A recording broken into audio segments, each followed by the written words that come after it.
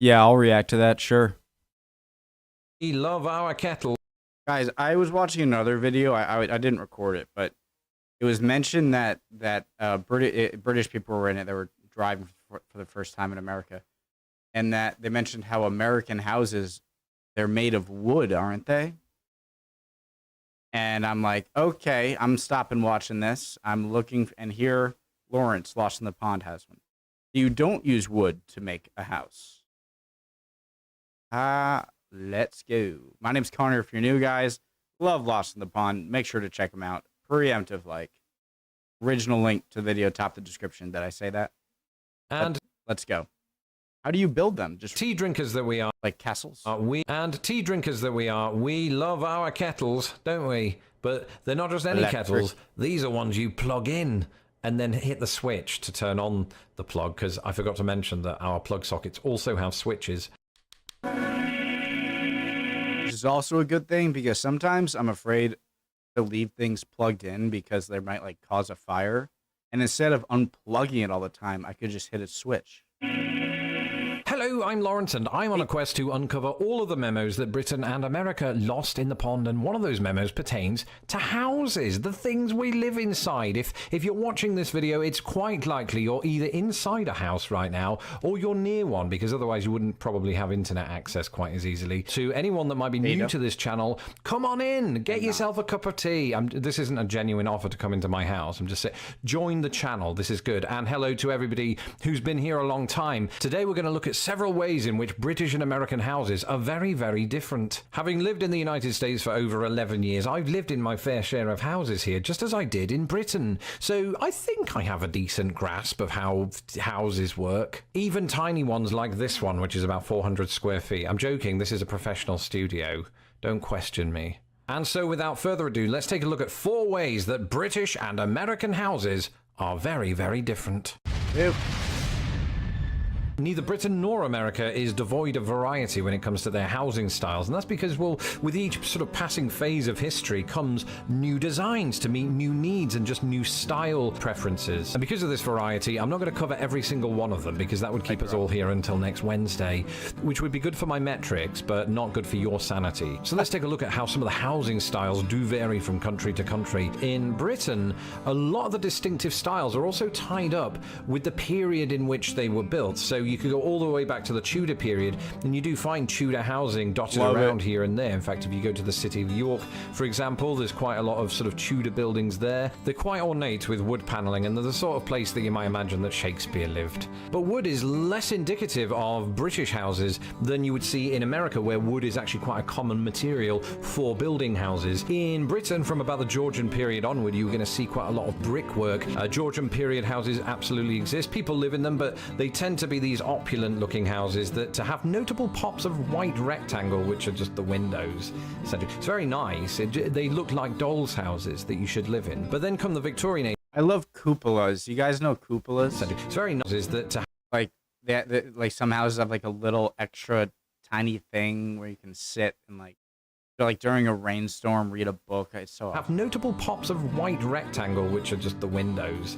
It's very nice. They look like dolls' houses that you should live in. But then come the Victorian age, we started moving toward these sort of like orangey brick buildings, right? And a lot of them were terraced houses, which is what Americans would call row houses. And they just look very industrial, right? You could imagine a chimney sweep going up and getting his face covered in soot. And then we move into the Edwardian period, where houses are sort of similar to those of the Victorian age. They're just lighter colours with more chimney sweeps, if Mary Poppins is anything to go by. Now, during World War II, when the Nazis bombed the ever-loving crap out of us, a lot of the houses went boom. And then after World War II, there was a housing boom. And you started to see a build-up of new, more simple houses, kind of like the one I grew up in. Now, that's a castle. That didn't happen. But I grew up in something more like this. That's not Lawrence's actual house. Despite what fairy tales may suggest, most of us have never lived in a chocolate box house, but those do exist. East. A chocolate box house is the kind of house you might see in the Cotswolds, right? It's very quaint looking, it's got thatch roofing, and it looks like this. And if, like me, you're wondering why it's called a chocolate box house, yet it doesn't look edible, it goes back to the 1950s/60s when chocolate boxes would have on their facade a kind of depiction of a beautiful English countryside, and these types of houses would often feature on said box. Now again, this is by no means an entire repository of British houses. Neither is the following an entire repository of American houses, it's just the more common ones that you will see when you are here. So Cape Cod houses, you know these types of houses, right? They're the ones with the wood paneling down the side, and I said a moment ago that, you know, America makes good use of wood in this country because there's just so much of it. So many woodlands around the country, and it's a huge country from which to pull that resource, so they do, and it's cheap. But funnily enough, the Cape Cod style has its history with English settlers who came here in the 17th century and started building Cape Cod style houses in New England. Now, during the post-World War II period, partly to provide, you know, housing to veterans coming back from war, there was a revival of Cape Cod style housing, and it started to be built not just in New England, but all along the East Coast and in the Midwest, and even out west. Anybody that's seen the Goonies will know that. And it was this style of housing that I first moved into when I moved to the United States. And I've got to say, even despite the Midwest winters, it was really warm. You know, you'd think it would be quite drafty because of all of the gaps in the wood. You could go to specific streets or neighborhoods or areas of the United States and only find these houses for miles and miles. So I lived in one of those, but my grandparents-in-law lived in what is known as a ranch-style house. And these are sort of really low-down buildings, don't typically have 2 floors to them. And once again, these houses became popular after World War II. There was just generally a big sort of boom after World War II, again in the United States in that regard. The 20th century, though, did see more and more revivalism of old styles. So you had, you know, mock Tudor, or should I say revival Tudor, which more or less replicated the kind of Tudor buildings that you would see in England with some differences. And I've seen those types of buildings in Boston, for example. I've also seen them in Indiana. As well as that, the 20th century saw colonial revivalism, though most people don't live in those houses. Maybe one day when I get that grand piano, I'll think about it. And so that's an extremely basic and rudimentary breakdown of some of the different styles that you'll see in each country. But there's one big difference between all of the houses in both countries, and it's this. Let's face it, it's time to face up to some home truths. Compared to America, Britain is microscopic. The United States is absolutely massive and needs to be stopped. And the same is true of each country's average house size. Right, so in the United States, houses just tend to be way more spacious. And we're not just talking about millionaire houses here. We're talking about your average house. Also the yard. Like, I don't see a lot of large backyards or just front yards in England. So the average size of an American single-family home is approximately 1,600 square feet. In the UK, we're looking at an average of about 900 square feet. So why the difference? Well, one reason is population density. Yeah. In Britain, we're all a bit packed together. Actually, that partially accounts for why everything is smaller in Britain. Not everything, not the cups. But in America, there's just so much land, and relative to that land, so few people. So, you know, make them as large as you want, and they do. They're huge. But also, a large majority of American houses are relatively new, meaning that they were able to benefit from, you know, building methods and materials that other countries like Britain were not. And the post-war expansion of American highways meant that this was enhanced even more. Those materials could be moved around the country more easily, and of course, this ushered in a more grand housing development. Now, all size aside, try saying that after 10 tepid tequilas, things become subtly different once you're inside the houses of either country. Is gadgets the right word? I don't know. I'll have to fire my graphics team. Either way, we're essentially talking about accessories, the things you have in your house that make that house work, even when you're doing the house not a freezer work. So, for example, airflow, right? America's bigger on its overhead fans and air conditioning units. We don't usually use those. I mean, we like to punish ourselves, especially in the summer. But we can crack a window open and it doesn't get oppressively hot, always. And so we've mostly been fine with this situation. It does mean that insects get in. So daddy longlegs will get in the house and mosquitoes, but it's a small price to pay for not having air conditioning. Actually, it's quite like air conditioning now that I've lived in the US. Speaking of insects, you also don't see in Britain those insect screens that you put in the windows, hence why they're getting in. In America, they're virtually in every house, but then again, you know, in Britain, we don't have black widows or brown recluses or the types of mosquitoes that make your face go like this. So I can can see why it's justified. I mean, you still get ants, or is that just me? Not sure how they get in. Maybe cracks in the wall, or maybe through the plug sockets. The plug sockets, of course, are different in both countries too. In Britain, you have the 3-pronged outlets, and in America, you sometimes have 3, but occasionally 2, and they're smaller in America than they are in Britain. That's one of the few things about which you can say that. Separate taps, of course, for hot and cold water. Americans combine them all into one. Where's the logic in that? I'm joking. And while we're on the subject of sinks, most British sinks don't have that. He was about to trigger me so much. You got me. He got me. In that. I'm joking. And while we're on the subject of sinks, most British sinks don't have that sort of food waste disposal thing that you press the button. I hear a lot of countries don't have that. Which I like. You have like a little tray you put down there, and then at the end, you put it in the garbage. But the disposal is just so handy. Does the noise amazing. That was one of the best things I discovered after I didn't discover it. Somebody else came up with the idea and I just used it. But it's amazing. It's just so pleasing to know that all of that gunk gets broken down, and just don't put your hamster in there. It's essentially like if you got rid of your trap and just installed a blender at the bottom of the sink drain. I've learned that lesson from someone else. I didn't do it, just read about it on Reddit. Letterboxes. Firstly, Americans don't call them letterboxes, but mailboxes, and typically don't have them on the door, but outside in the garden, yard. The garden/yard is different. Often smaller in Britain, but very well kept up, depending on the family. And just massive yards here with, mesh fences and things like that, or picket fences. Back inside, a lot of properties in the United States will have walk-in closets that are built into the actual walls of the house, whereas in Britain, you bring your own closet/wardrobe to put your clothes in, and that takes up more space, I've just realized. So we're shooting ourselves in the foot every step of the way, except when it comes to washing machines and dryers. How cool is this? We combine them both into one giant cube, whereas America has 2 separate cubes. And tea drinkers that we are, we love our kettles. What do you mean?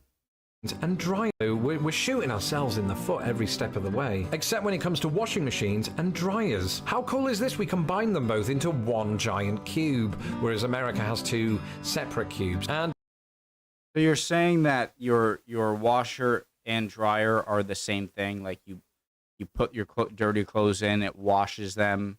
When it's done washing, then it turns into a dryer. But then you can only do half as much laundry.